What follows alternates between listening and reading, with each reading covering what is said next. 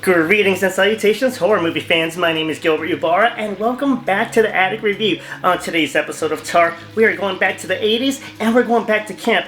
But we're not going to Camp Crystal Lake, okay? So we don't have to worry about that hockey mask wearing mama's boy. Not this time. We are going to Camp Arawak, and they have something very, very special in store for us. Now, if you aren't familiar with what happened at Camp Arawak back in 1983, I don't blame you, but let me tell you about my first time learning about what happened at the Sleepaway camp. What kind of fucked up toy is this?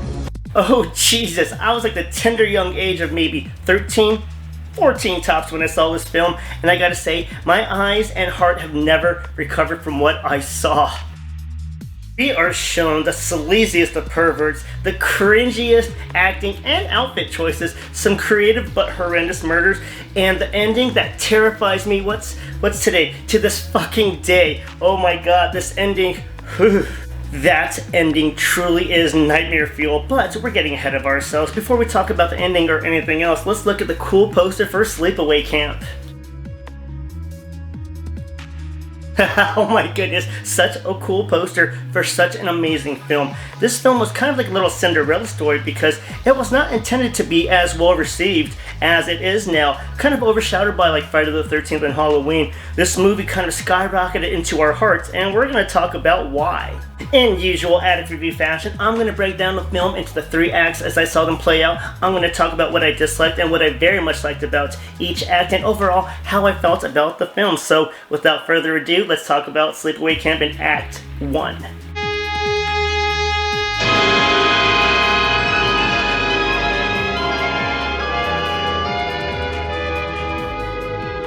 As soon as the film begins, we are hit immediately with some intense music, and then we are panned over and we get to see the tranquil grounds of Camp Arawak, and we see it for sale. Then we go into a fadeaway transition, and we get to see a tragedy begin to form and play out before our eyes. Some reckless teens are driving around their boat doing some water skiing. Unfortunately, they do not see a father and his children playing around in the water.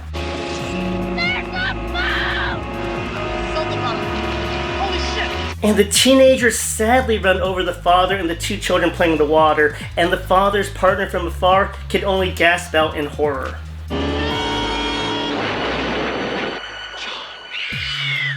From that little mishap, the accident report, done by me, showed that the father in the water and one of the children passed away. The other one survived with injuries, and then we go forward 8 years. Yeah, 8 years later, that's what I said. So 8 years later, we meet Ricky and Angela, cousins and the main characters of our movie. We meet them and we get to meet Ricky's mother / Angela's aunt, who is a very, loving person. Look what I did. I packed you and your cousin some goodies for the ride up to camp. Wasn't that nice of me? But I would be 1,000% lying if I didn't say that that lady kinda gave me the creeps. Lady, you're scaring us.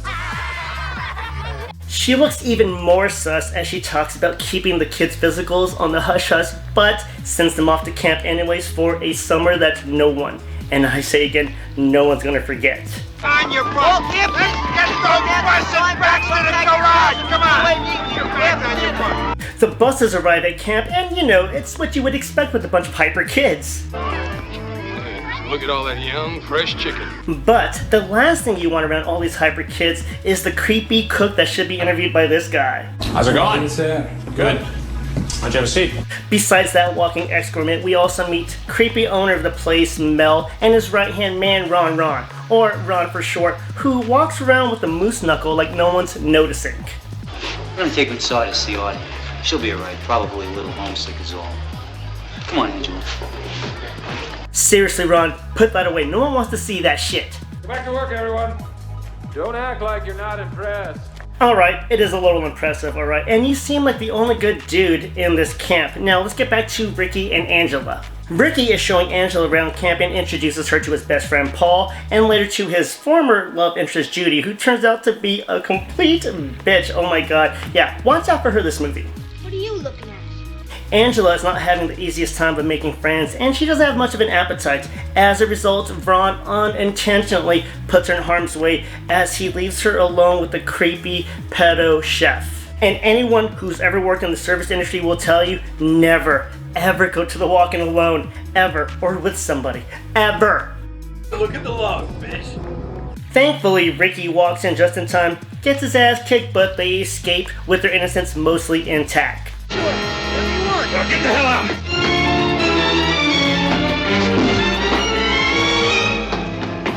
But don't worry about it, ladies and gentlemen, okay, because this asshole cook is not going to get away with it. Because revenge might be a dish best served cold, but karma in this instance is wonderfully scalding hot.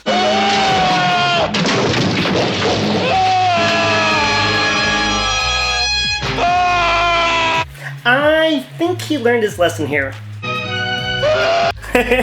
And then we are treated to the impossible mind over matter blindfolded sit-up challenge. Please try it with your friends. Mind over matter. Mind over matter. I shall now begin the count. 1, 2, 3.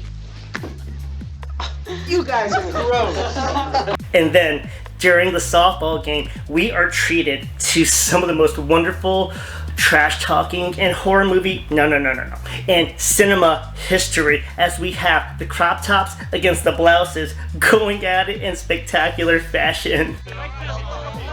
No problem, Gino. This guy blows dead dogs. Just lay it in there. Eat shit and die, Ricky. Eat shit and live, Bill. Yeah, Bill, he's a little wet. Come on. To this day, me and my sister still quote that line. Oh my goodness. Let's get to the dance. And what's a summer camp experience without a dance where Angela continues to make friends, and Ricky is kind of showcasing why that if a random string of murders start happening around camp, why you shouldn't suspect him because, he's so calm in nature. You're so fucked up. I mean, like, what's your problem? Hey, dick face, leave her alone. Oh, yeah? What are you gonna do about it, asshole?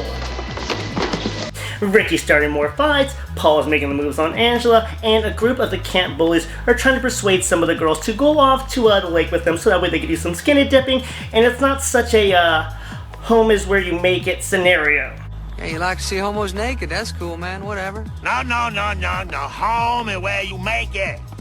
Home, where you make it. Guy likes to see homos naked. That don't help me. Yeah, those mindless idiots did persuade some of the girls to go join them, but they quickly scampered off because, let's face it, those guys are idiots.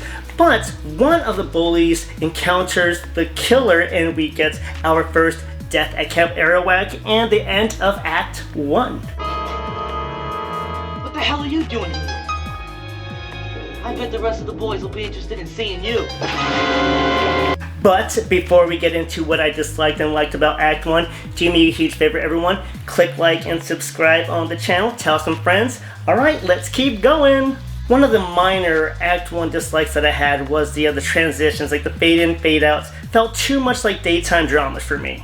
The major Act 1 dislike that I had was the creepy, perverted chef. I mean, I don't like that subject matter, and the fact that the actor portraying Ricky really did take a beating, so watching that scene now, it's not the same, and I don't care for it anymore. Now, what did I like about Act 1? Oh my goodness. The 100% unadulterated embrace of the cheesiness, okay? This film is so B-movie, you can't help but love it. From the actors to the wardrobe, Jesus, this movie is wonderful.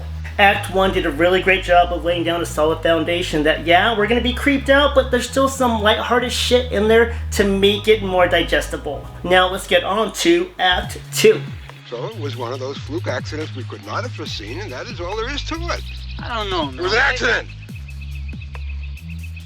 Act 2 begins with Mel now having to cover up a death after his cook just got boiled alive, and things are looking pretty shitty for that leathery, cigar-puffing asshole.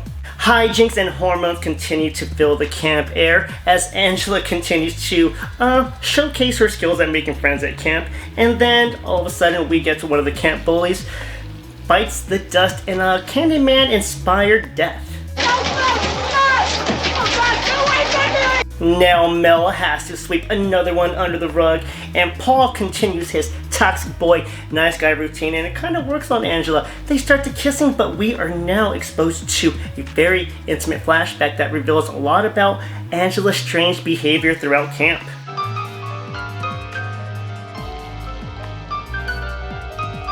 And as we're creeping towards the end of Act 2, we've got a lot of stuff popping up all of a sudden. Up first is that son bitch Paul, who pulled the ultimate betrayal by betraying his boy Ricky and his kind of love interest Angela by making out with that super bitch walking the earth, Judy. Angela! Angela! And then things get a little bit better, of course, by Mel accusing Ricky of being the camp murderer. And then Angela is called a prude, which I guess was Paul's words to Judy. And then Judy gets Meg to throw Angela into the water, and then a bunch of little asshole kids throw dirt on them. It's just not a good day for Angela and Ricky, and we are closing up Act 2 on a very sour note, but very hopeful, bloody third act. But before we get into the pros and cons of Act 2, do me a huge favor, everyone, and click like and subscribe. It would mean the world to me. It's free and it'll help me quit my job a lot faster. Now let's get going. Act 2 dislikes. I just wish that they carried over the same energy from Act 1 into the second act, but you know what? I guess that's kind of to be forgiven because you can't sprint the whole time. Another slight Act 2 dislike was, I guess I wanted a higher body count. Maybe a couple more bodies, a couple more victims. Was that too much to ask for? Whatever. Let's get on to what I liked about Act 2. Act 2 I really liked the actress portraying Angela. She turned up the charm and it was great to see. Another thing I really liked about Act 2 was just them showcasing the hijinks of camp. Like that goddamn rooftop water balloon fight. What the fuck was that? What? I'll kill you! And big kudos to them for showing a gay couple on screen. I mean, you didn't see that too often in these movies besides maybe Nightmare on Elm Street Part 2, so hats off to them.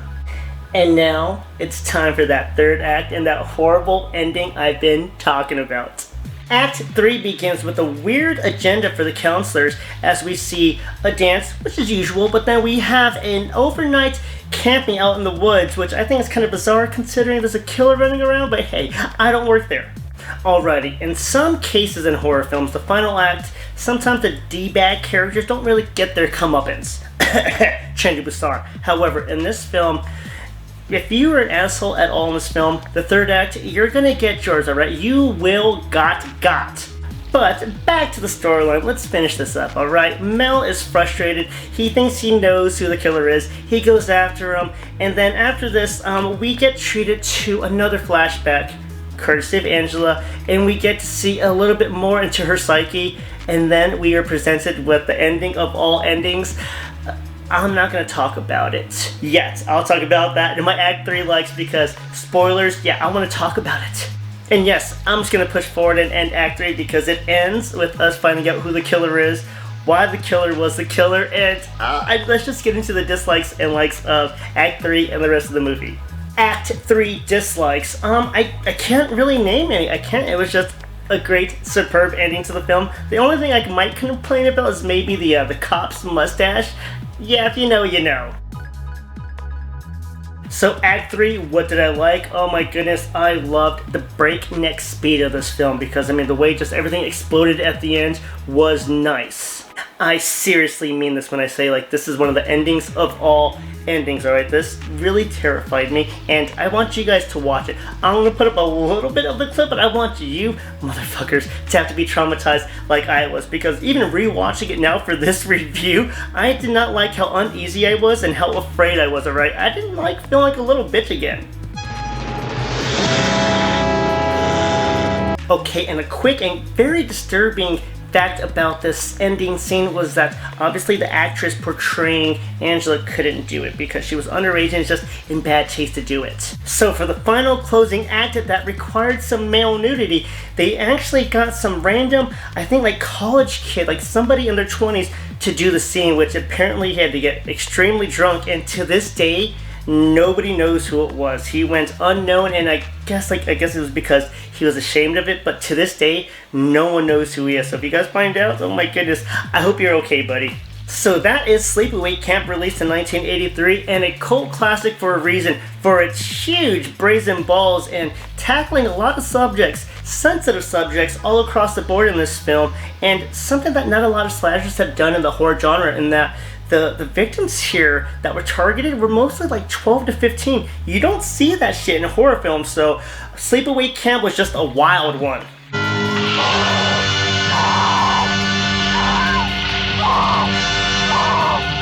So, Sleepaway Camp has always had the Addict Review's blessing since the first time I've watched it. I highly recommend it for new horror fans and even older fans who haven't seen it. Watch Sleepaway Camp, you won't be disappointed, and just be careful for the ending, don't watch it late at night.